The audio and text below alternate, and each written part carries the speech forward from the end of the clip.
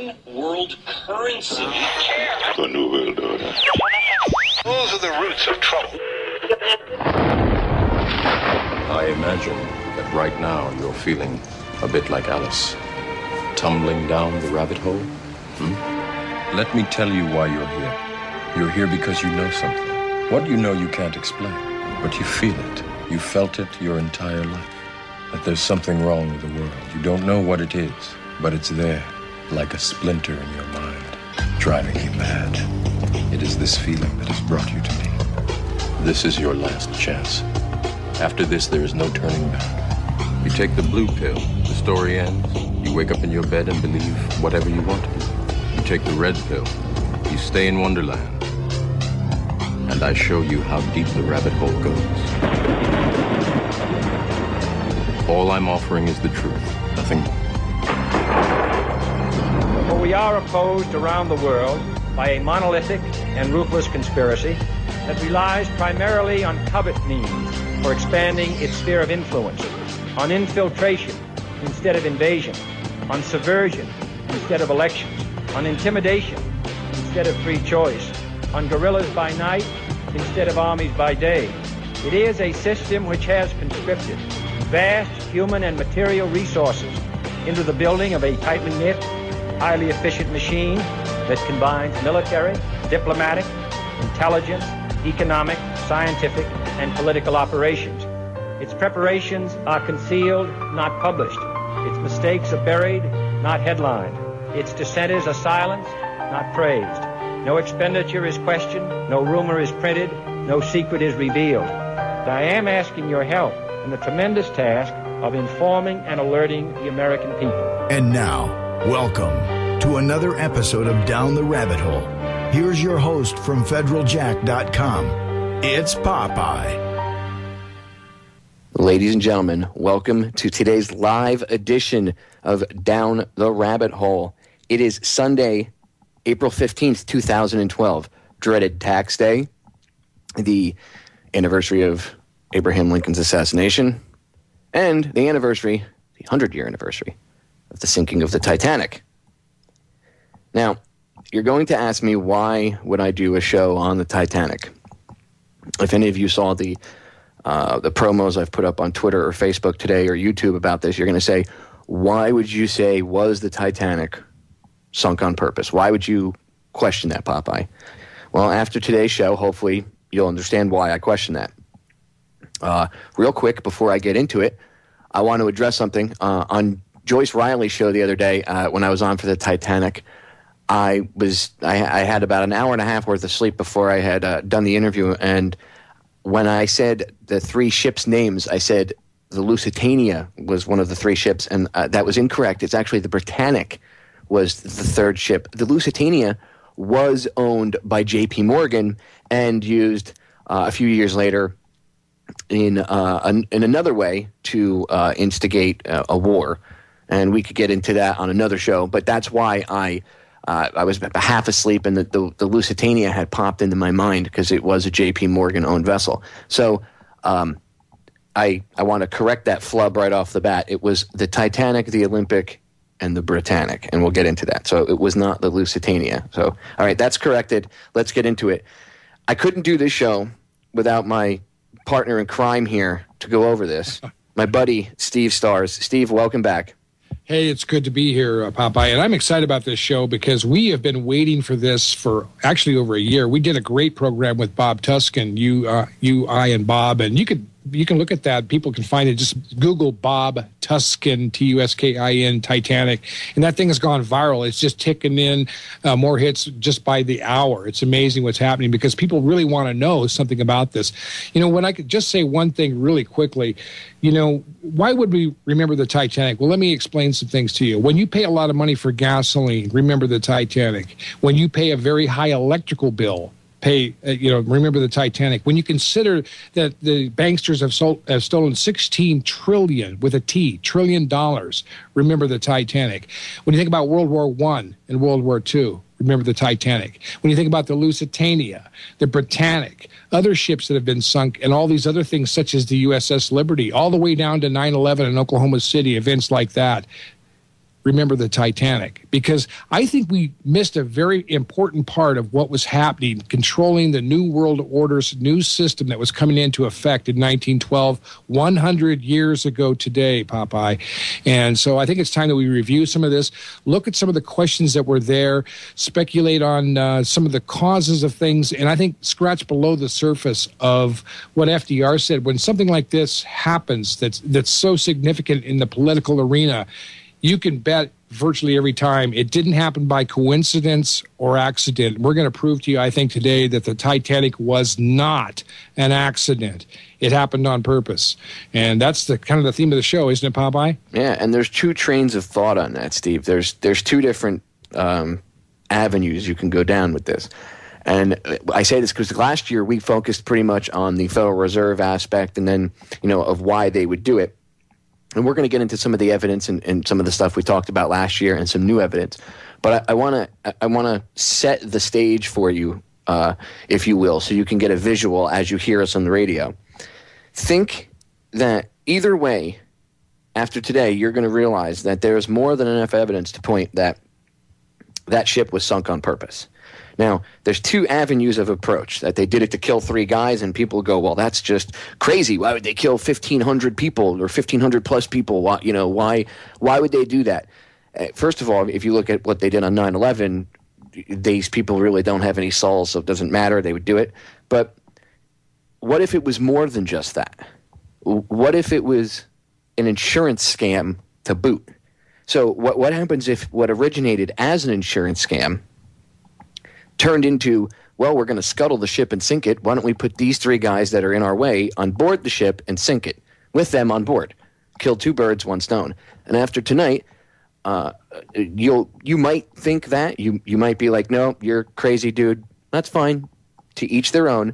But I'm going to present you with evidence, and I urge you to go do the research, because Steve and I won't be able to put it all into one show, the amount of stuff that we've come forward with, that we've stumbled upon and people have come forward with.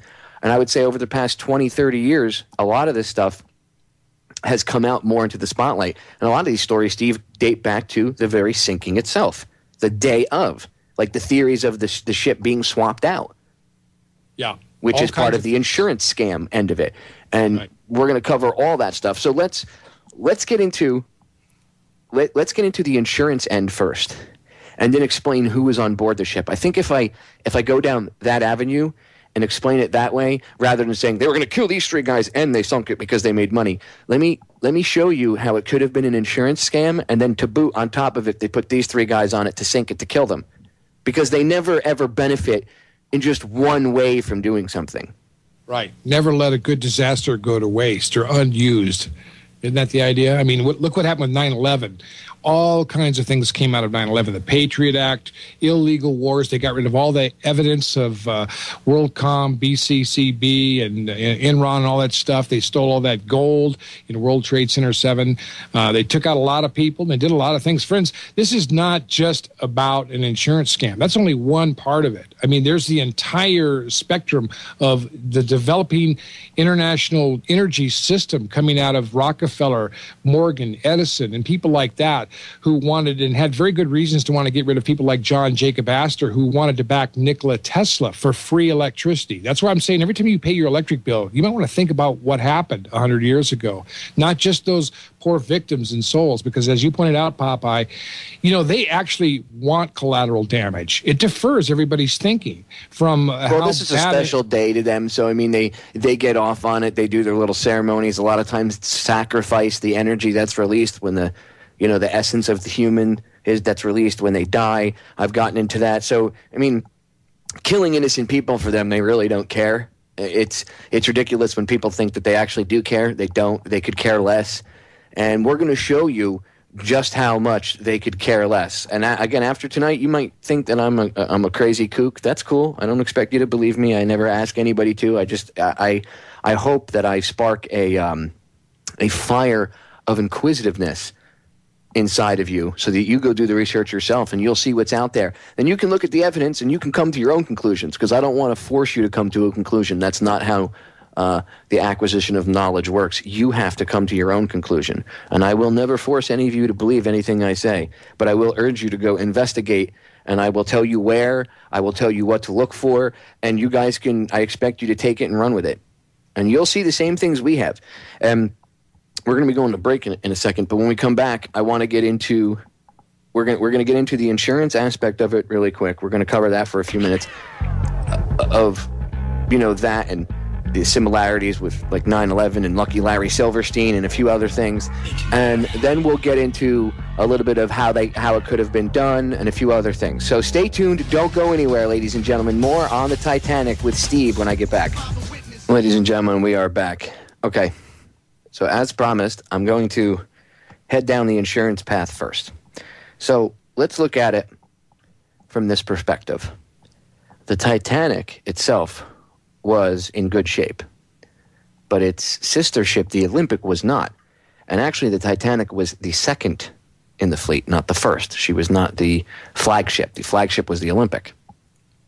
She was damaged in an accident, heavily damaged, with the HMS Hawk, I believe it was, and it holed her above and below the waterline. And holing a ship means you punched a huge hole in the hull of the ship. And not only did it put a huge hole, but it destroyed cross members. It tweaked the starboard prop shaft. It damaged the propeller. Beyond repair for the propeller, they had to change the prop out, which is an important aspect of the story.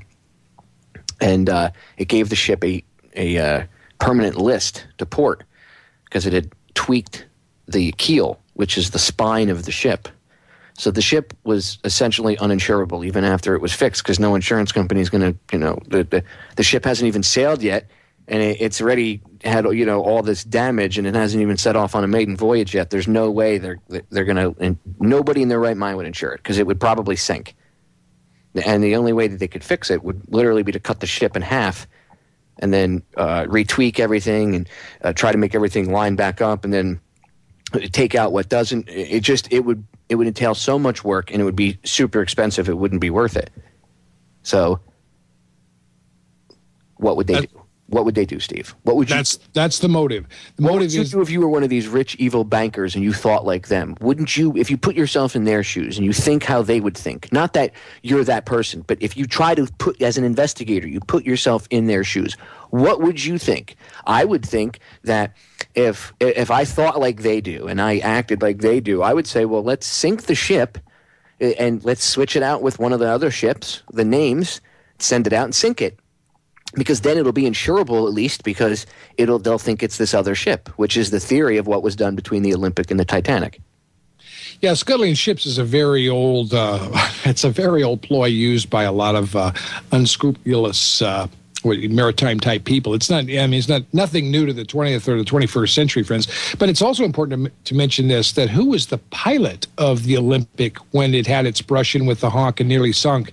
None other than Edward J. Smith, the same guy who would be the same captain on board the Titanic, blamed for the accident, if you call it an accident. So the question is already, now, wait a minute, we've got the same captain on both ships, and Smith obviously knows that all it takes basically is a bump or a minor smack with one of these paper-thin hull ships to split the seams and pop the rivets right open and flood the airtight, watertight cabinets, if you like, or watertight cabins and spaces that they have underneath there. Of which the bulkheads were too short.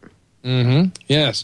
So they got a lot of problems here. And I think it does make some sense that they have a real problem with these two ships. The White Star Line was not doing very well. They had made some very big investments in 3 very large ships. They already had a major mishap with one of them. There was a coal strike. Who owned the White Star Line, so everybody's clear? Mm-hmm. J.P. Morgan. The man himself, J.P. Morgan, Captain Evil. Go on. Right. The guy who was supposed to be on the Titanic, but yet 2 days before the Titanic set sail, he decided that he was ill and was later found in France with his mistress, just enjoying himself. He was perfectly healthy. I mentioned that on Joyce's show. An American reporter found him 2 days after the sinking with his mistress, and he seemed to be okay. He seemed to be in good health, frolicking around in France with his mistress, his bimbo, whatever you want to call her. Miraculous recovery. But, just getting to that, back to that point, there is definitely a motive to want to switch those ships, or even if they don't want to switch them, there's a motive to scuttle one of them and make a big insurance payment on the loss of that ship to the White Star Line to help them recover during this whole thing. So either way you look at it, friends, there's still, whether they switched the ships or not, there was still a lot of motive to want to sink the Titanic, and I believe that's exactly what they set out to do. And was Edward J. Smith a party to a mass murder, or was he just going along with what he knew was going to be the scuttling of a ship, hoping and believing that another ship that was owned by J.P. Morgan, which would have been the Californian, which we'll talk about at length later on, would be coming around to rescue everybody out there at sea, and then the ship would have been lost, but of course, it wouldn't have been a total loss of lives and souls. Now, you got to remember that Smith was a company man, and he was a Jesuit. Owned essentially by J.P. Morgan. And he owed them, Steve, because the Olympic was not the only ship that he had smacked up. Yeah. He had actually a habit of really destroying any vessel that he was put in command of. Why they would put him in command of the Titanic after everything, including the Olympic, is just beyond any sort of logical thinking. So then one must say, well, maybe they didn't put him in charge of the Titanic. Maybe they just let him have the ship that he broke the last time and, swapped out the names. Now, Smith was a Jesuit, and he did get a visit from a rather high-ranking priest in the Jesuit order at their last port call before they set out for fate. And last year we had postulated that perhaps, Smith was in, very, I'll take the ship down, not saying, we didn't say he was evil, but we said, he did take this Jesuit oath and everything. And that is very much a possibility. But from doing more and more research and seeing the insurance aspect of it, it's more likely that between that and the fact that he had all this hanging over his head from the White Star Line, and Morgan owned the White Star Line, all you would need, I'm sure that high-ranking Jesuit priest was probably there just to make sure he went along with everything, and maybe hit him from that aspect of being part of that, that oath that he took, that secret society oath, that blood oath. So maybe he hit him with that just to reinforce it. You better sink the ship. But I think it was a mixture of things. I don't think it was just that. And it's important to bring that to people's attention because, as we said, over the course of the past year, we've really looked into this, and there's more and more evidence mounting. It's not, so I want to give an accurate portrayal. I don't think Smith, personally, I don't think he was 100% like, oh, we're going to kill everybody. I do believe that he really believed, like you were talking about, Steve, with the Californian. Now, just because Smith believed the Californian was coming doesn't mean that the people that were pulling the strings were actually going to let the Californian come. Right. And all you would need for that is a compliant captain of another ship, perhaps somebody on board the Titanic with control to the, over the different types of flares. Instead of using multicolored flares like red or blue, they were shooting off white flares. Some people say that the flare story is not true, that they were setting off other flares, and that the Californian actually saw a different ship. Now, we can get into that, but the thing is, at a base level is, what if Smith thought that this ship was really going to come rescue them, and he didn't realize that that wasn't part of the plan, until after things were too late. Because all it would take would these guys aren't stupid. They could sit down with an engineer and ask him how long it would take for the ship to sink and everybody to go down, and then let the Californian go. Right.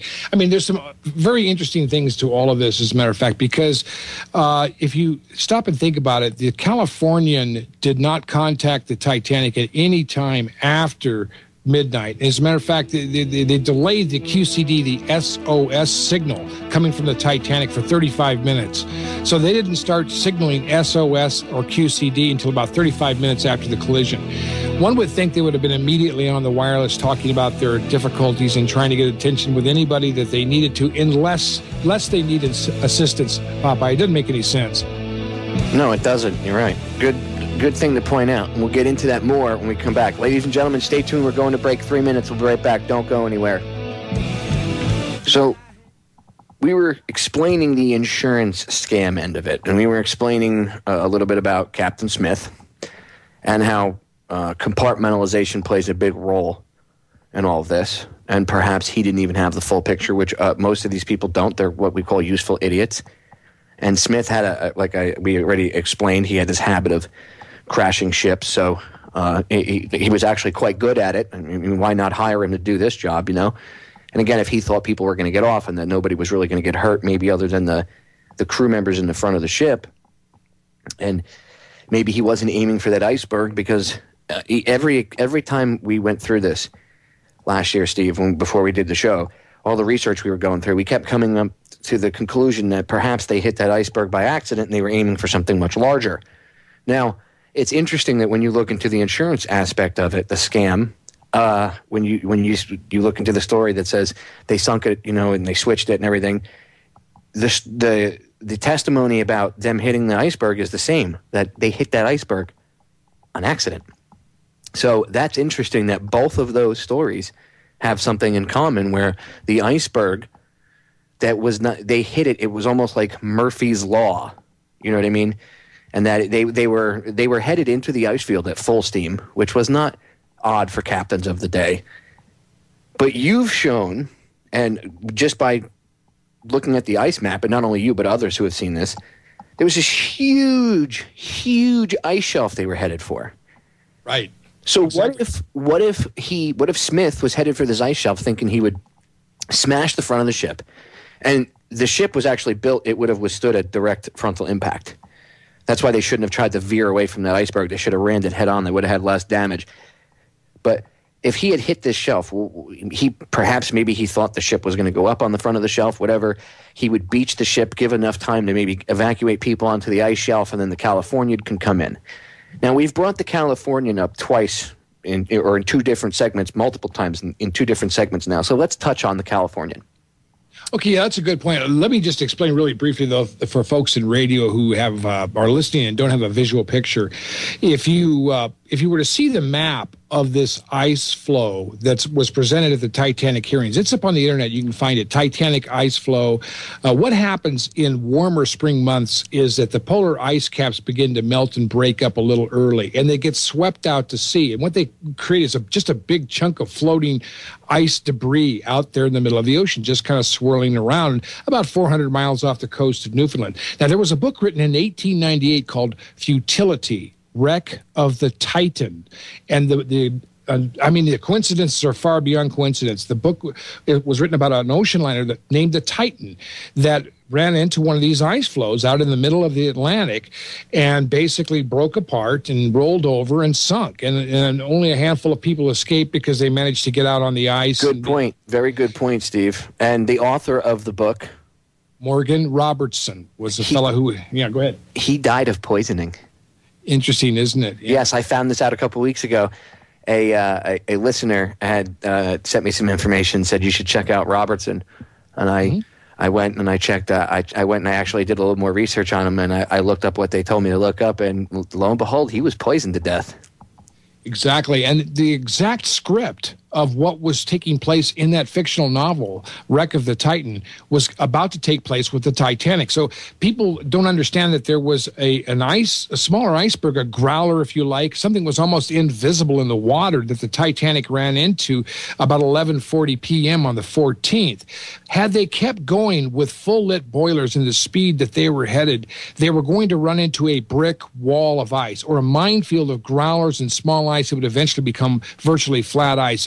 You can't get through that, friends. It's like trying to, run a boat through an island. I mean, you can't do that. The ice was so thick that they were going to hit this, and everybody in that area knew that this ice field was there. The Mount Temple had warned them of it. The Parisian, of course, the Californian had told them. The Titanic had received no less than 9 warnings about this ice flow and this ice field that was out there. So it wasn't just the lone iceberg that was the threat.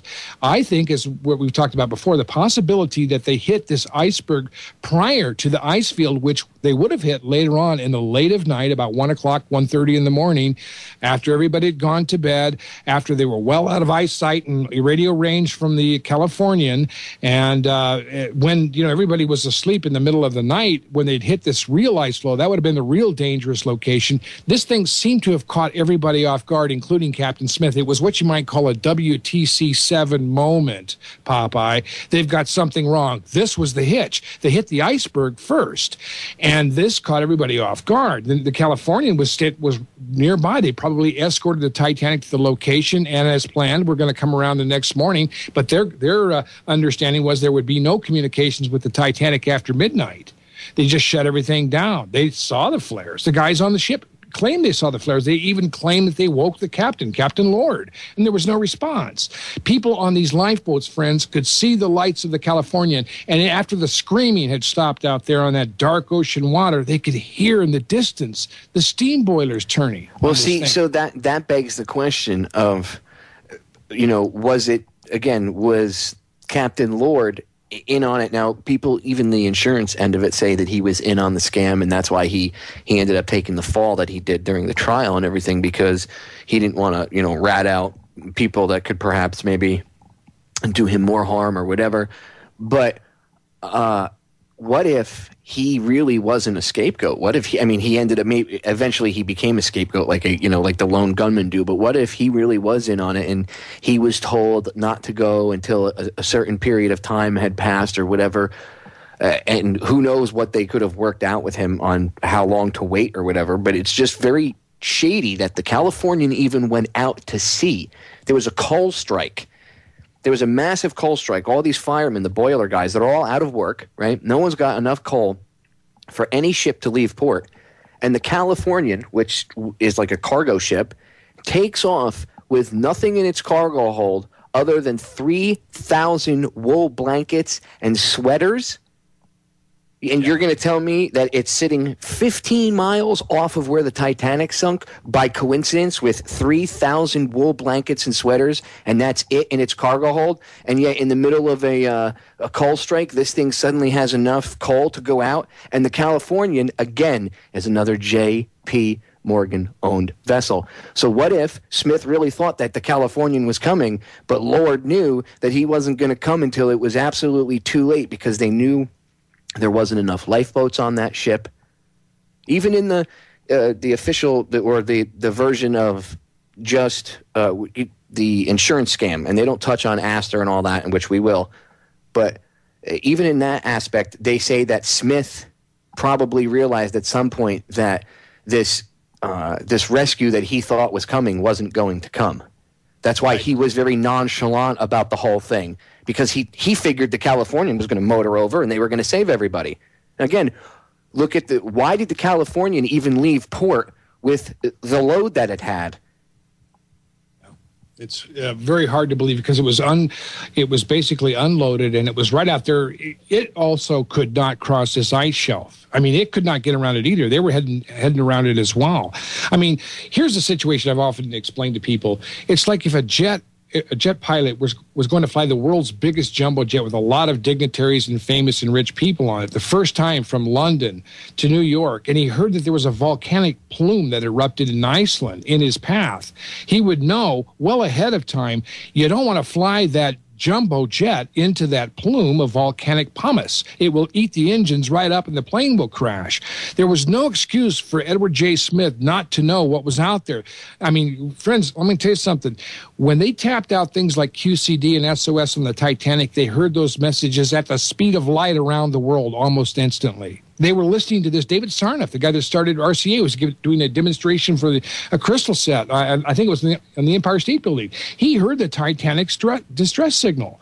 People heard the Titanic's distress signal almost instantly all over the world. But the Californian 15 miles away. Yeah. Didn't hear it, and they could have actually, I believe, heard the 3 blasts of the foghorn as well, which is also an international distress signal, as you know, Popeye, maritime law. If you hear 3 blasts, you know there's something wrong. They should have been looking for the Morse lamp. They should have been firing, their own flares. They should have been trying to contact the Californian right away. And there were sailors on board who saw these flares. There was no excuse for any of this, but it all happened primarily before midnight. And after midnight, all communication shut down, and even Smith waited until 35 minutes after the contact with the ice to send that first QCD SOS out over the wireless. So that's why I say his actions show that I think he really believed that the California was going to come over, and I just think that Lord knew he wasn't supposed to go over until a certain period of time. All right, ladies and gentlemen, stay tuned. We'll be right back. We are back, ladies and gentlemen. All right, so Steve and I have pretty much laid the groundwork for you to understand a little bit about Smith's actions, and this is from all the research we've done. This is how it all fits together. We're trying to show you how it would fit together and how it makes sense that it was done on purpose. Now, either way, either story you look at, just to kill 3 individuals or just to sink it for insurance money, either way, they sunk the ship on purpose. Now, interesting, the forensics of it are very interesting. And I have a few things written down. I know Steve does as well. One of the things I wanted to talk about was the list to port. Now, second-class passenger Lawrence Beasley had noted that the Titanic had a list to port on its maiden voyage. Now, that's the same list that Olympic would have had. Interestingly enough, there happened to be a coal fire in the number 10 bunker on, we'll call it the Titanic, okay? And when it went underway, and rather than actually put the coal fire out before they had set sail, like clean all the coal out of the bunker, wet everything down, make sure there was no more fire, no more embers, they had actually piled more coal on. Now, a smoldering coal fire in one of these bunkers, very compact like that, would be akin to a large boiler. And if one of those bow plates were to be sheared open and some water was to get in, it would cause a rather large explosion. Now, one of the crew members, according to, again, these stories go back to the date of the sinking. This guy, I think it was either the late 60s or the early 70s, this guy came about. His name was called Paddy the Pig. That was his nickname. And I think he was either in Ireland. I think it was in Ireland he was. And he said it was a crewman on the Titanic, and that they would the real story that they tell you was not true, or the story that they tell you is not true, and that the real story was the Titanic was switched and sunk, the insurance scam thing, and that the cause of the sinking was actually an explosion below the waterline in this coal bunker, because they had hit this iceberg. The water had come in, hit that smoldering coal, boom, and blew this rather large hole into the port side of the bow. Well, lo and behold, when they go down, what did Robert Ballard find? But a rather large hole in the port side of the bow. And how do they explain this? They say this is not from an explosion. They say that theory is completely wrong, and that pushed out metal, which it looks like a huge explosion in the hull. No, that's not an explosion. The metal got pushed outward and bent outward like you see, even though it's all over. It got bent outward due to the impact of the bow with the bottom of the ocean. It has nothing to do with what crew members and stories that date back, again, to the sinking itself. But let's pay no attention to this. Let's try to do a character assassination on this guy, Paddy the Pig, which they said that the one documentary I saw, I think, was on the BBC about it. They try to debunk him and say we couldn't find him.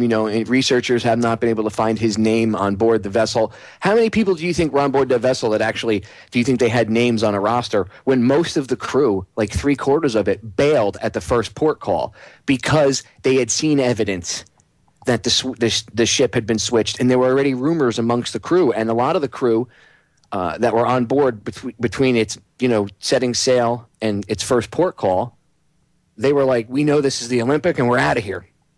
This thing is not safe. This is they're going to sink this ship. Now, this, again, comes from the crew. the very time of the sinking. This isn't some guy in his basement making this stuff up. You can go see. This stuff dates back 100 years ago.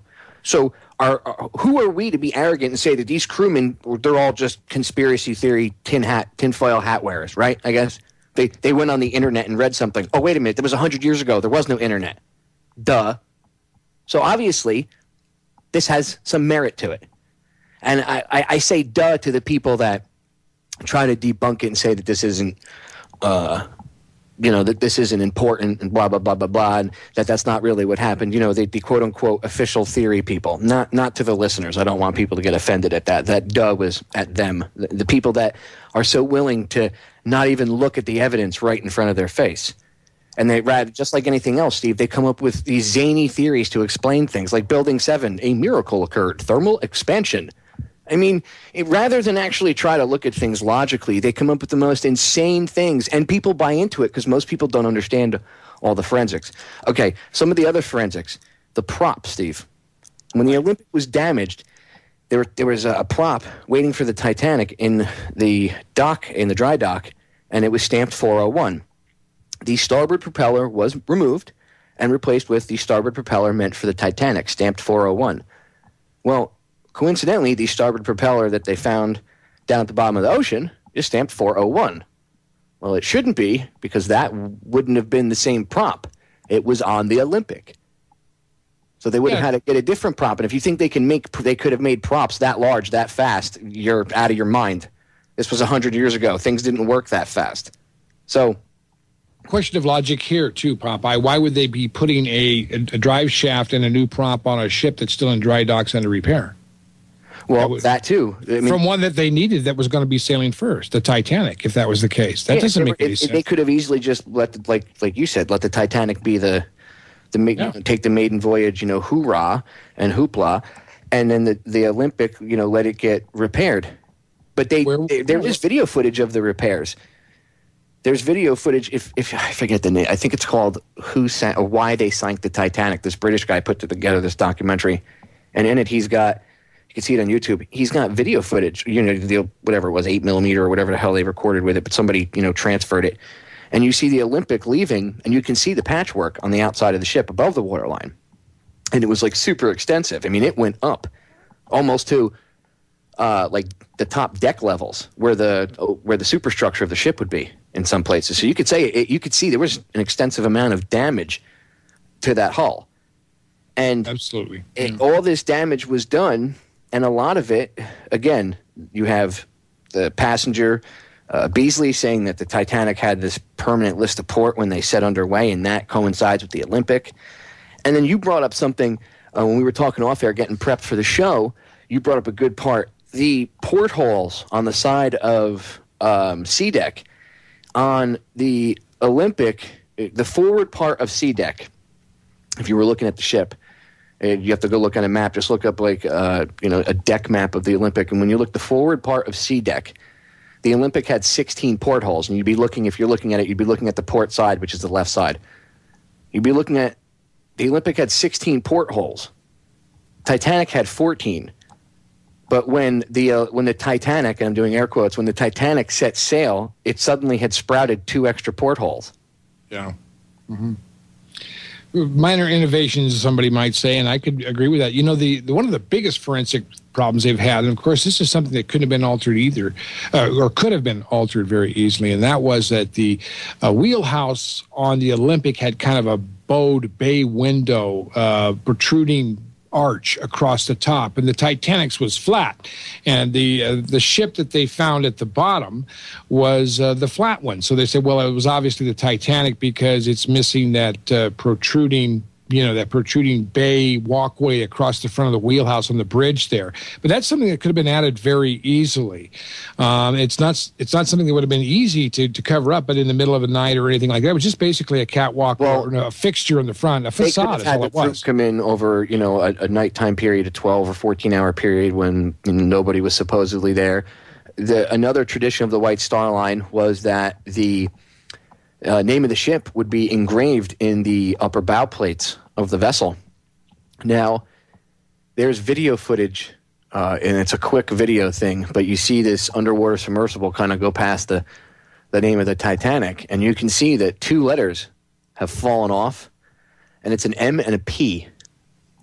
Now, when I say 2 letters fell off, you say, Popeye, didn't you just say they engraved them into the ship? Well, no, not on the Titanic.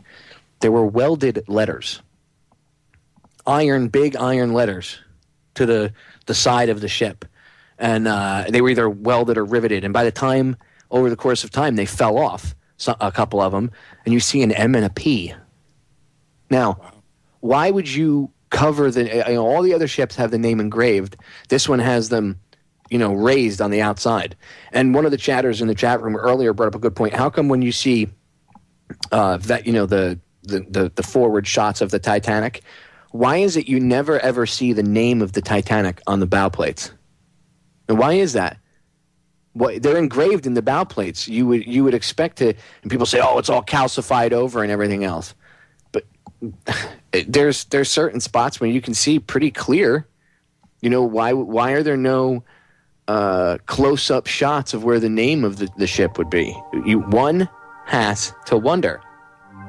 One has to check the stuff out. That's the strongest forensic evidence I think that's out there, is that those photographs of the M and the P from Olympia, which would have been engraved in the bow, covered up by the letters that fell off that were welded on Titanic. That's something I'd like to see. I haven't seen that myself, but I want to look at that and take a good look. That's very, very strong forensic evidence there. Very strong. Again, the video is in, I believe it was video from Ballard that they had caught one of the first or second expeditions, and it's in that Brits video. He put together a documentary, Why They Sank. I think it's titled Why They Sank the Titanic, and you can see there's this quick, submersible pass by. So check it out. I mean, again, there's evidence. You can make your conclusions yourself, ladies and gentlemen. All right, hour number 1 over. Hour number 2 coming up. Don't go anywhere. Steve and I will be right back. Ladies and gentlemen, we are back with hour number 2 of today's episode of Down the Rabbit Hole. I am your host, Popeye, from FederalJack.com. Today is April 15th, 2012, and we are discussing the Titanic on this 100-year anniversary of the sinking of the vessel. And if you were tuned in at all during hour number 1, you understand why we're discussing it. Stay tuned for hour number 2 if you're just tuning in, and you'll get it when we're done, I promise. All right, so we talked about Smith, the forensic evidence and stuff like that. There's also a few other interesting tidbits, Steve. Before we go any further, you had mentioned 35 minutes before that they had even bothered to start worrying about anything and sending out any sort of distress signal.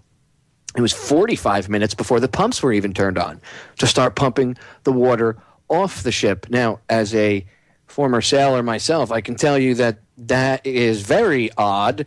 Fire and water leaks are 2 of the biggest fears when you're at sea on board a vessel. And if you had water coming into your ship, you certainly would not be like, oh, don't worry, don't turn the pumps on. I was damage control. That was my job, okay? On board the ship, the damage control party are the crazy bastards that actually jump into the compartment that's filling with water and try to seal the hole before the ship sinks. And a lot of times, if they're not successful, then they're sealed in with the if they can't get out. Sometimes it happens, but it just doesn't make any sense. From my standpoint, from understanding what I've been trained, it doesn't make any sense that the 45 minutes they would wait to turn the pumps on. That's insane. Californian wasn't 15; it was 19 miles away. I checked my notes; it was actually 19 miles away, which is still shady. Another thing, the crew, the remaining people that survived, the crew of the Titanic, when they came back, they were told and threatened that they had to sign the Official Secrets Act, and they were told they were signing a piece of paper that was the Official Secrets Act. Now, if they could have been just signing a blank piece of paper, and it could have been nothing, and just the threat alone, especially back in the day, would have scared the crap out of them. But they were threatened with jail, that they were not to talk about anything, including you'll never talk about the theory that the ship was switched or any of this. And this is all documented. Now, if that's not shady, why would they start a whitewash? And the official, listen to me, the official, I have new lips today, the official, I got the word out finally, investigation. The official investigation was a whitewash. And this was the start of it. So why would they, right off the bat, sign the Secrets Act, the National Secrets Act, and you could go to jail if you open your mouth and say anything about the ship being switched? Why would they initially go after people like that? That's a little shady, don't you think? Yeah, not to digress too much, but, we've interviewed Phil Turney from the USS Liberty, and we know the whole situation about what happened with that attack when Israeli jets attacked the USS Liberty during the Six-Day War. This was kept quiet for, what was it, at least 40 years, and everybody, all those sailors who were attacked, I mean, this wasn't just an accident, friends. This was a physical attack by Israeli jets. They strafed the lifeboats. They damn near sunk it, is what they did. They had every intention of sinking it, and they were told that they would keep everything quiet or else. And everybody they were threatened too. Good point. Same thing. They were threatened as well. So why are they threatening the Titanic crew? I mean, doesn't that reek? Hey, they're trying to cover something up. Yeah, these are the kinds of things that keep happening in our societies, and we wonder how these secrets can happen. And, of course, the nonchalant, skeptics who don't want to look at all the coincidental evidence, which isn't coincidental. I mean, it's far beyond coincidence. Always say that you're crazy because you believe in these conspiracy theories, when, in fact, you're almost crazy if you don't, especially when it comes to 9/11 events like that. I mean, the obvious amount of research that people can do and should do on these events really starts to wake you up. And we talked the last hour, and we'll get into it eventually some more after we finish up with the forensics and some of these other things, as to how did the Titanic sinking affect the world? I mean, friends, it had a drastic effect on the world, not just because, it was a shocking event that this major, new world ocean liner went down, but because of the Federal Reserve, World War I, the IRS, they were doing everything they could to stop any kind of development of free energy with Tesla, people like that. There's also a very important U.S. official by the name of Archibald Bullitt, who was on that ship coming back from Rome. He had just delivered a message to Pope Pius X. Now, we know what's going to happen in 1916. The Britannic, which is another one of the White Star liners, another sister ship of the Titanic, was torpedoed or actually ran into a mine, they say, or an explosion, a sabotage of some sort, went down in the Mediterranean. Okay, another major ship took 30 souls down with it. Most people got off the Britannic, thank God. But these incidents are happening all over. Then there was the Lusitania. I don't want to digress too much, but the point is, friends, as we remember the Titanic today, 100 years, and I'll give just a moment of silence for those poor people who were on that ship who trusted J.P. Morgan and the White Star Line and Captain Edward J. Smith. I want to remember those folks, but I want to remember also that, friends, there was more to this story than just a mishap at sea. This was obviously something that was planned and was intended to happen, in my thinking, because the circumstances surrounding the coincidences or accidents that happened to cascade one after another with a major ship liner in a dangerous shipping lane after being warned several times do not add up to a mistake. That's all there is to it. So we're going to have to come up with something better than that to convince me that this was all a coincidence. Anybody who says that kind of stuff wants to stay asleep and wouldn't be able to tell if somebody lit their ass on fire. Excuse the expression. I hate to get vulgar, but, sometimes these people just make me very ill because they're either shills and liars and paid New World Order disinformation agents, or they're complete jerks and idiots, endangering all of us, Popeye, because they're not paying attention. I tell you, it's not, if you're on a bozo bus, the best thing to do is to get off of it. I mean, there are a lot of stupid people endangering all of us in our society today, and that's the reason why we're talking about the Titanic. This was another one of those events. James Cameron did not even deal with the issue of the Californian in his film, the Titanic. The reason I talk about this stuff, Steve, and I know that, you and I have talked about this before, it's the reason you and I do these shows with historical references to, like, the assassinations of RFK, JFK, the Titanic, other things.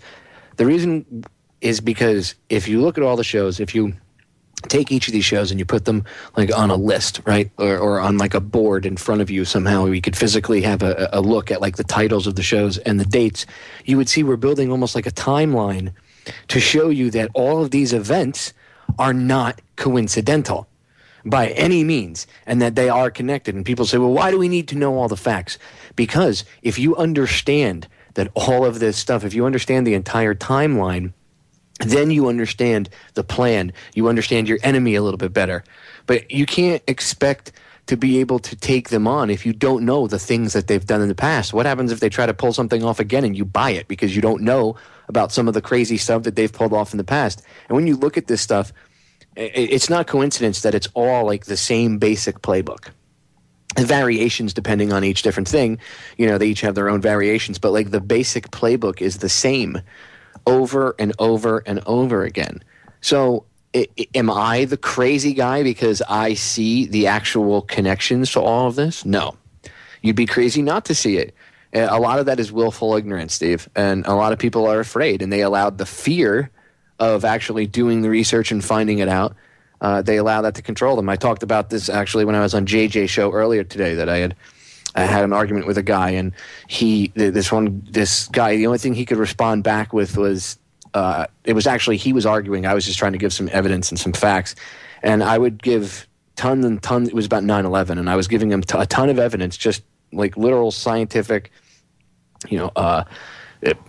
architects and engineers for 9/11 Truth, videos, information about the fire itself and how jet fuel doesn't burn hot enough to melt steel, all this other stuff, and how regular fires that were in the World Trade Center couldn't have pulverized everything into fine ash, and just over and over and over again. And the only thing he could respond with was ad hominem attacks.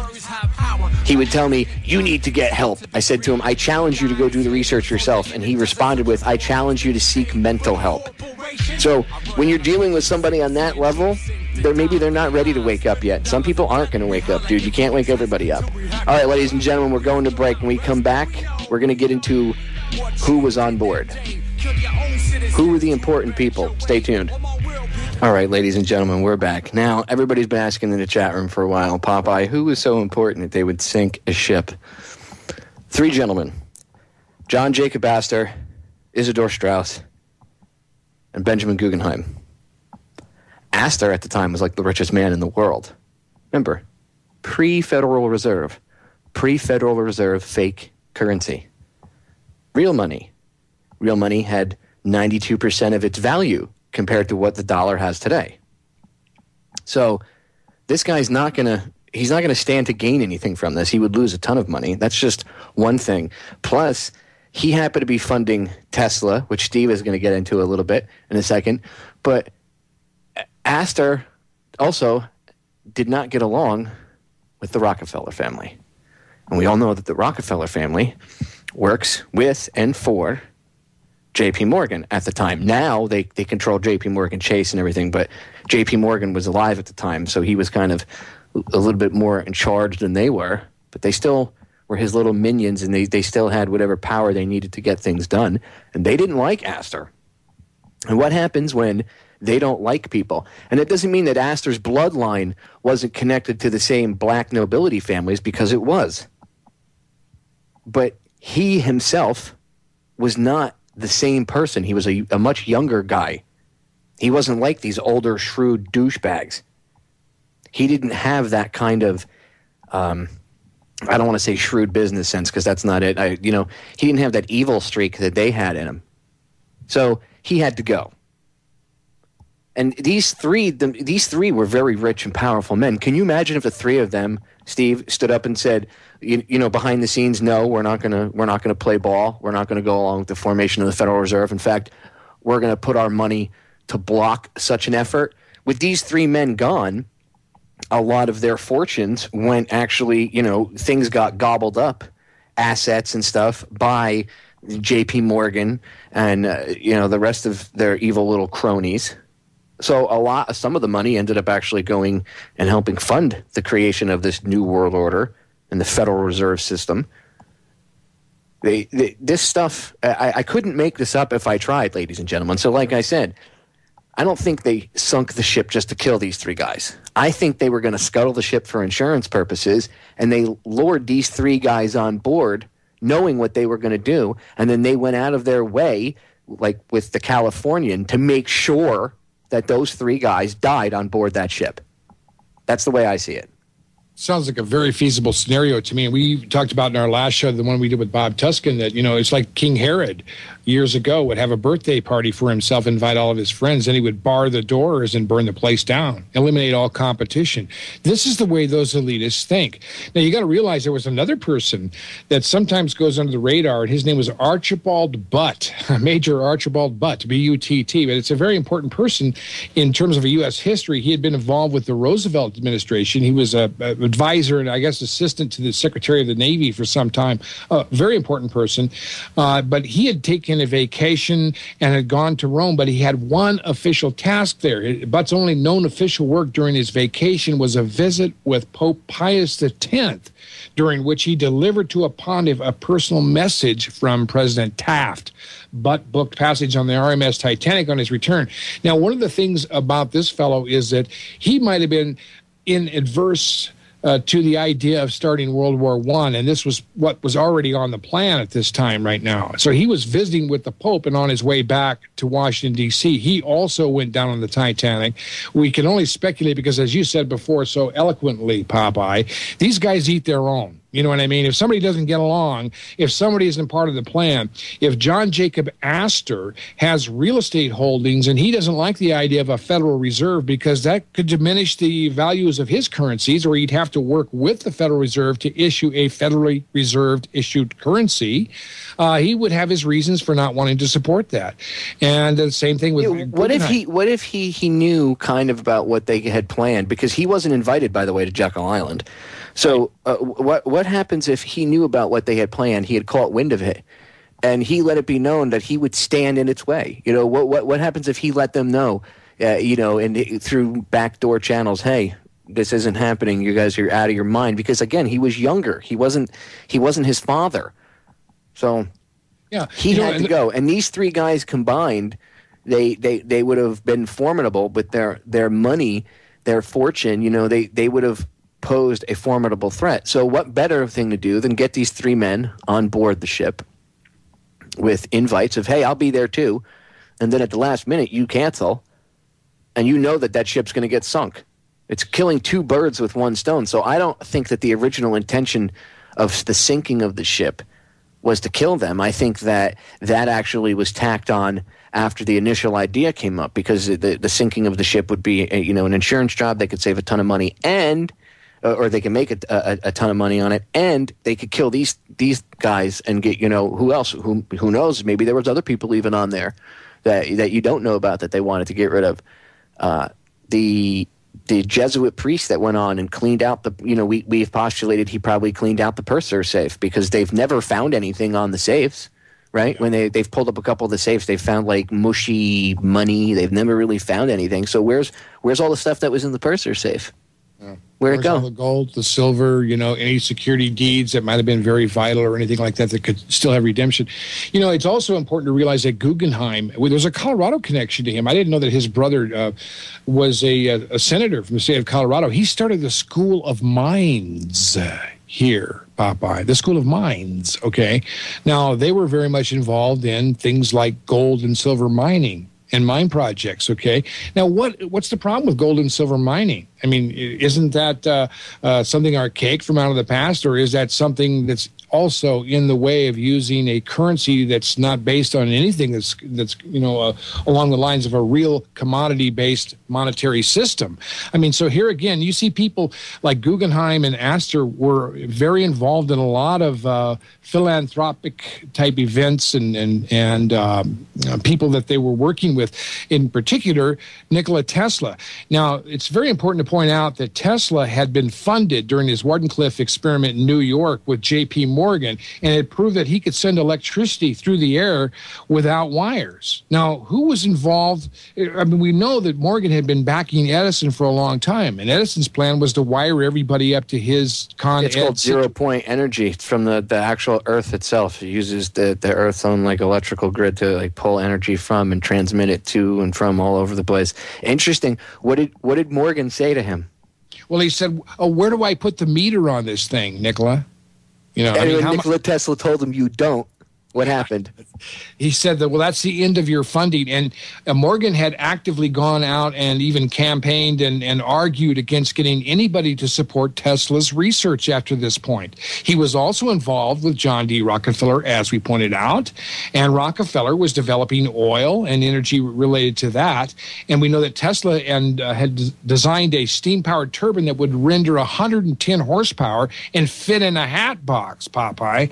Now, what are you going to do with a turbine engine when you've got all these piston engines running on petroleum? And a turbine engine can essentially run on any fuel at all, be it alcohol, be it peanut butter, chicken poop, or whatever. I mean, here's a situation where I said in the beginning of the show, friends, when you sit out in your car or actually stand there at the pump and pump gas and you look at what you're paying for gasoline today, you might want to remember the Titanic, because there are some events that all relate to this. The Federal Reserve, the IRS, World War I, all started within a year of the sinking of that ship. And today, we're still paying the price for it. It's more than just the loss of those poor innocent people that went down on that ship, Popeye. There was a lot more evil that came out of this thing. Never let a good disaster go to waste of its full potential, right? Exactly. Kill two birds with one stone. And if you look at it like 9/11, look how many things happened, after that. It's one of those key events that if things had been different, how different would things be today as we know them? All right, ladies and gentlemen, we're going to break. Stay tuned. 3 minutes. Don't go anywhere. Steve and I can't get it out. We will be right back. Steve, we are back. And you brought up a great point during the break. Molly Brown, ladies and gentlemen, she got the nickname the Unsinkable Molly Brown from this event. And she was one of the biggest owners, her and her husband, of the, well, I believe by this time her husband had died, if I remember correctly. But maybe not. But she was, we'll say she, even without her husband, was one of the biggest owners of silver mines in the country at the time. Yeah, she was another one of the silver kings that we had a lot of out here in Colorado. And silver was currency back then, Steve. Yeah, it sure was. And see, there was another situation where people who were involved with silver mining, Guggenheim, of course, was a senator, not the one that went on the Titanic, but his brother, who started the School of Mines. We talked about that before. They were very, they were very involved in philanthropy, and they did a lot of things to help people. Both Astor and Guggenheim. Astor had, Nikola Tesla lived at the Astoria for almost all of his life, and they were looking at doing some inventions. Astor was an inventor in his own right. So, I mean, what you're seeing here, friends, I believe in many ways was the 9/11 of its time. That's what really happened. It was made to look like an accident, but there's just no way I can be convinced that Edward J. Smith wasn't headed directly for that huge ice flow, happened to hit an iceberg. Had they not hit that iceberg, it's likely that a lot more people would have died, in my thinking. And then there's a very good possibility from the forensics that there were some set of circumstances that might have been preordained, Popeye, that caused that keel to blow out. Because as I understand, there are even pictures and photographs and maps now, if you go online, to find out bits and pieces of the debris field where they find a large portion of that keel far away from the ship, which means that there was an attempt to knock the bottom out of that ship going on in that fire as they left port in Southampton. This thing was a design disaster. Friends, these ships were not unsinkable. Edward J. Smith knew they weren't unsinkable. They knew, especially with what happened with the collision between the Hawk and the Olympic, they knew what would happen if one of those if the hull was even hit, because the bow plates just busted off, the rivets all sheared off.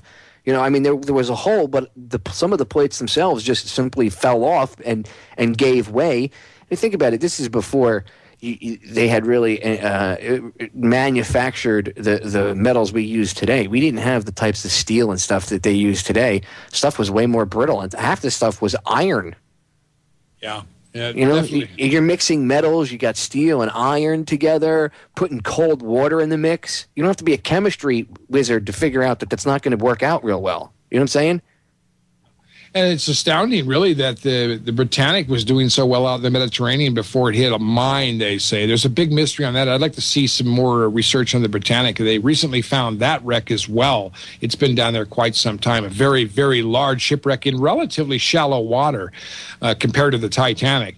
So, I mean, here you're looking at 3 big ships, all of which were not well designed, all of which were owned by J.P. Morgan, who booked himself a trip on this ship with all of his rich friends and then decided not to show up. I wonder if Lucky Larry took any notes from this for 9/11, because he usually ate breakfast at Windows of the World, and on September 11th he conveniently wasn't at breakfast that morning because he had a dentist appointment. Yeah, no, it was a dermatologist. Oh, that's what it was. That's right. Well, whatever, doctor's appointment.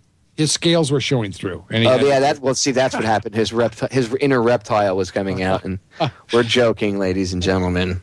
That guy is creepy, though. Have you ever watched him? Dude, he's evil. We pulled it. Yeah. But I'm not talking about a controlled demolition, even though pulling it is a controlled demolition term. Yeah. Yeah. I mean, it's the whole stuff is so suspicious. And the key thing is... Controlled demo, you did bring up the keel, the explosion. Right, Steve and I actually learned about that on air last year. A caller had called in and told us about it. And when we looked into it, they actually found these huge sections of the hull it was side to side from port to starboard. It was literally these 2 sections of the ship that had been blown out, and they had blown out by where the keel was. Now, some people are saying that, well, the keel was weakened and it gave way.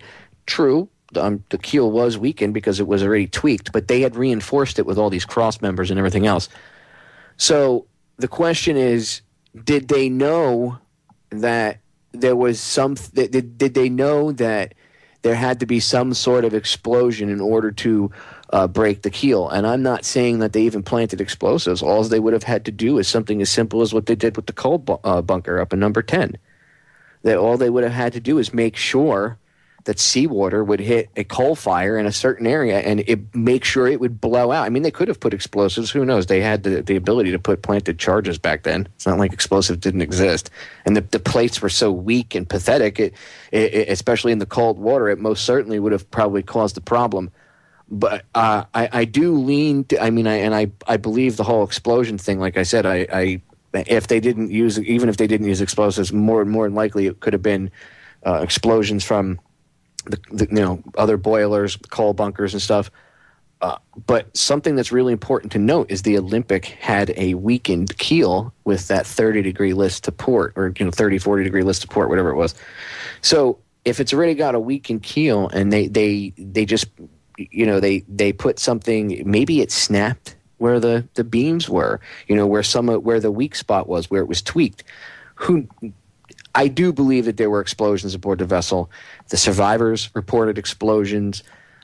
We have to only speculate basically on what could have caused the explosions because we really don't have any evidence for any type of explosive or whatever. That's why I would say, if I had to speculate right off the top of my head, I would say coal bunker fire, boiler explosion. Anybody that's ever seen an old train wreck, that those things, when they would crash, they would explode, the old steam trains, because they would use coal-fired boilers basically to power the steam, the train. And that's pretty much what they were doing with the Titanic too. So you would have the same outcome, especially if this ice-cold water hit. Steve, somebody in the chat had brought up a good point earlier about the occult aspect of it, and I had said this would be a perfect, when people say, how could they kill so many people? Well, if you understand that these people are into these rituals on specific days, this would be a perfect sacrifice. All those people dying, just like on 9/11, Christopher Everard and I talked about this, how all that spiritual energy getting released at the same, at that instant. Who knows if they even use this, as some sort of ritual too. Remember, they never only do this stuff for one reason. There's always at least 2 or 3 different reasons and levels that they benefit from and they do something for. Yeah, there are certainly other things that you can consider too. I mean, the astronomical aspects of this, that this was a moonless night, a very dark moonless night. They were headed at full speed into a very dangerous area. I mean, some of these things, of course, it would have to correlate also with this huge ice flow, not just the iceberg, friends. And I always stress that because people keep thinking when we're talking about the iceberg, the ice flow that was ahead was disaster for the Titanic. That's all there was to it. I mean, if they had not hit the iceberg then and stopped, they would have hit the ice floe in about an hour and a half later and been possibly out of reach from everybody. The temple, the Mount Temple, was on the other side of the ice. They got the message from the Titanic. They said, "We'll try to come and get you. We're going to have to go way around to the south to come back up because we just barely got through the bottom part of that ice flow earlier today, and we're not going to try it in the middle of the night. It's disaster. It's a sheer disaster." So they were on their way to come around. They showed up early. But the Californian, of course, and some say 19 miles. Others, the survivors have said they've seen the ship. I think it had to be closer, maybe 4 to 5, maybe 6 miles at maximum from the Titanic at that time. Their position was reported and misreported so many times it's hard to say where the Californian was. But they got the heck out of there that morning and came all the way back around and showed up after the Carpathia was there. So, I mean, there was something very suspicious about all of that as well. Of course, I guess they showed up in time to pass over those jumpers, woolen jumper suits and sweaters and wool blankets that they had on board. Oh, how nice of them. Yeah, it was nice. And they had some scrambled eggs. Thanks a lot, Captain Lord. Appreciate you coming over now. Wonderful. Perhaps like 2.5, 3 hours ago would have been much better. But hey, at least you came over, right, Dick? Thanks a lot. Yeah. And he did get blamed. I mean, who knows? Maybe he was a scapegoat. Some people say he was a scapegoat too. Could have been. I mean, you never know. But his inaction until the very last minute does say a lot about him. So who knows? They could have approached him. You never know. They could have said to him, "If you don't do this, we'll kill your family. You'll be out to sea. By the time you get back, you won't be able to do anything. They'll be dead." I mean, it's not that tactic has never been used before. Organized crime uses that stuff all the time. So it's not like that couldn't have been done. That's us postulating, saying that you really don't know, but that could be how it went. The evidence does show, though, that he was very lax, at the very least, in his duty that day, and many more people died because of the inaction of the Californian. So either way, it's very shady. And again, J.P. Morgan owned ship, blah, blah, blah, blah, blah. All right, we're going to break, ladies and gentlemen. We'll be right back. Final segment. Don't go anywhere. We're back, ladies and gentlemen. Final segment. I want to thank you all for listening, as always. And I hope that I broadened your vision and your view of the story of the Titanic a little bit so that you are maybe intrigued and inspired to look into it further yourself and see the very same things that Steve and I have presented tonight, plus much, much more stuff. I mean, again, we couldn't fit it in a 2-hour show. We'd probably need 4 or 5 hours to cover every little piece of information or evidence that does support the fact. I mean, testimony from people, the fact that the crew bailed out. They all thought it was most of them thought it was the Olympic, especially people that had served on the Olympic, and they said this is the same ship. The whole switch theory came right out from the very beginning. So this isn't, again, somebody sitting in their basement coming up with some wacky idea just on the 100th anniversary. This is a very interesting topic, and Steve and I have actually spent a very long time looking into this. Again, I originally got into this because I heard the story and I was like, okay, come on, for real? And then I looked at it and I started seeing the evidence, and I started, just spending more time than 5 minutes and reading. And, I watched documentaries people have put together, but I also did the research myself. And it's just astonishing that there is actually this evidence that does point to what we've talked about tonight. And that's why I tried to put it together for you so you can understand the multiple aspects. First, the basic, insurance job, and then how else would they have benefited from sinking this ship?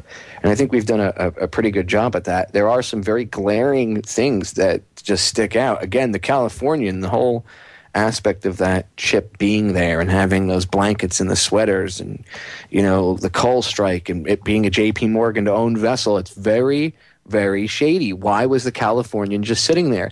And to this day, there's never been a definitive answer, has there, Steve, as to why that ship was just parked out in the middle of nowhere in the middle of the ocean, 19 miles away from the Titanic. Yeah, or even closer, probably, if you believe some of the accounts from the survivors who said they could see the green starboard light and the red port light as the ship kind of turned around. They could even hear the engines, they said, the steam boiler's engine, the turbines turning out there burning. It's the whole thing is very, very questionable. But I think the key thing is we recognize today, on the 100th anniversary, of course, we mourn the loss of the people who did lose their lives on that terrible event. But the key thing is there's always this romantic dramatization of it all, like James Cameron's film Titanic, one of the biggest, I guess, if not the biggest blockbusters ever, because he had all those little girls that wanted to see Leo DiCaprio, for the fourth or fifth time, and they went to see the film. I don't know how but I mean, he actually released a 3D version of that, I guess, too, and we talked about that on the Bob Tuskin show. But the thing is, it's like with 9/11, with the Lincoln assassination, with the Civil War, with the World War I, World War II. We constantly have a folklore of myth about these events, and it's always reimbursed in the public credibility category every time we go by one of these anniversaries, and we still don't ask the questions that we should have asked. We still don't really know. We don't have the answers for JFK, RFK, MLK, Oklahoma City, 9/11. There's going to be stories about 9/11 100 years from now too, Popeye. You know what I mean? And you're going to have the same sort of scenario going on with this fictitious romantic tragedy that people seem to be addicted to, like a soap opera, and they never ask questions about what really happens. We talked about before, what causes people to keep these secrets quiet for so many years? Well, they're just following orders. There's so many people out there just following orders right now. And they don't want to rock the boat, if I can, no pun included or intended, but they don't want to upset the balance here as to what's going on with their own little personal life when they're just a chain or a link in the chain of evil that keeps going on around the world. And as you look at the Titanic, you realize a lot of people talk about the tragedy. Of course, we also talked about in Bob Tuskin's program, that one we did with Bob, that a lot of the first-class passengers, more of them got on percentage-wise than the rest. Of course, that includes men, women, and children. A lot of the Bruce Ismay, the corporate director of the White Star Line, managed to survive. How did he get into a boat? Because he's a little wormy piece of shit, and that's the first time I've actually cussed tonight. I've behaved myself. But Ismay was one of these little dirt bags. And if anybody knew that ship was going to get sunk on purpose, Ismay knew. He is such a little worm. And they left just their actions that day, leaving the lower steerage class passengers locked in their cabins so all those little Irish kids and their parents could drown. I have no other way to describe a human being like that. Yeah. They should have told those crew members, you get everybody out of there now. And they didn't. Even class warfare, if that's what, that's the term of the day, but I just call it class or racial separation. That's what really played a big difference. And, the Irish were looked at like crap, so they were left down in steerage to drown. Yeah. And we know also, Popeye, that collateral damage, innocent deaths, help embellish their sensationalism and give them the scapegoat of an accidental event, there's so many of these things that happen all the time where they're trying to take out one person, but they know that if somebody were to try to assassinate them, just like with the stories of Lee Harvey Oswald, Sirhan Sirhan, James Earl Ray, the events don't start to match up after the years. We begin to look at the forensics of these things and find out, look, we've been sold a story about somebody and something that happened, and it has nothing to do with the reality of what really took place, and no one's still asking any questions. Who do I blame? Journalists. I am one. That's why I'm not in the mainstream news media. I left it a long, long time ago, friends, because I realized then, a long time ago that, these guys are paid liars. I feel sorry for people in law enforcement. I like to respect them, but I say, you guys are running rodshod right over the Constitution, but I know you're just following orders. It's okay. You're just following orders. Yeah, we've heard just following orders before. Yeah, we have. Letting somebody else think for you and decide what you're going to do about your ethical and moral decisions. And illegal decisions, actually. How can they swear to uphold a Constitution? How can a cop on the corner not want to file charges someplace on 9/11? I don't understand. You know, how many district attorneys are there in this country who will not stand up to the federal government on the issue of 9/11? Because it affects every little district in every little part of the country. It really does. It's international treason. And yet we have a society that can't deal with this. I don't get it. It's, this is a sad statement on humanity. And even today, as we celebrate this 100th anniversary, I'm sure there'll be a lot of films that talk about a lot of things, but very few, ask the questions as to, was this accident really an accident, or was it designed to look like an accident? Because it's used as fluff, Steve. They use it to distract people from the economy and from everything else that's really going on. That's why they we care about the Titanic. I'm sure there are some people that are like in the know that are like, your grandpa was involved in that or whatever, or your great grandfather. But they use stuff like this it's convenient for them. Not only, I'm sure they know what happened in the past, but they use this to distract people. Everybody focus on Cameron's 3D movie that just came out. Ooh, yeah. Not and everybody's, ooh, look, pretty lights. Ooh, it's 3D. Ooh, Leonardo DiCaprio love story. Ooh, and they're not paying attention to what's going on around them. That's why you and I decided to do this second Titanic show with the new evidence that we found to kind of take that mainstream hype and hopefully get people to listen to this show and find out the truth.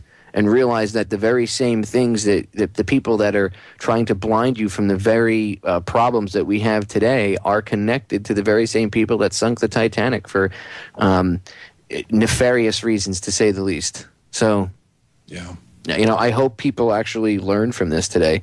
I really do. The whole point of me, I like to do research and stuff, but the whole point of me spending with Steve probably about 8.5 to 9 hours over the course of the past couple of days getting this ready for you guys.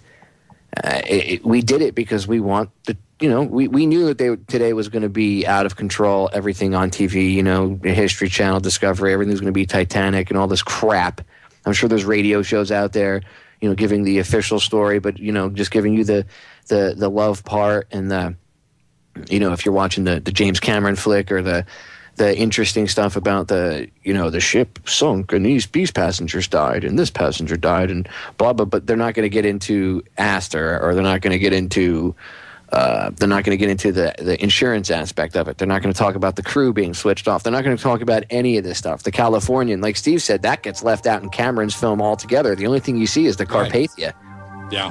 Actually, there's a light that you can see through the bridge of the Californian. That's the only place that James Cameron put it in. Just one light, which proves that it was within visible distance, but no mention at all of any of what really happened here. Just the romantic official story, like Flight 93 or something else. Exactly. They want people to be baffled by their BS. Ladies and gentlemen, we're out of time. Thank you for listening, as always. Steve, thanks for coming on.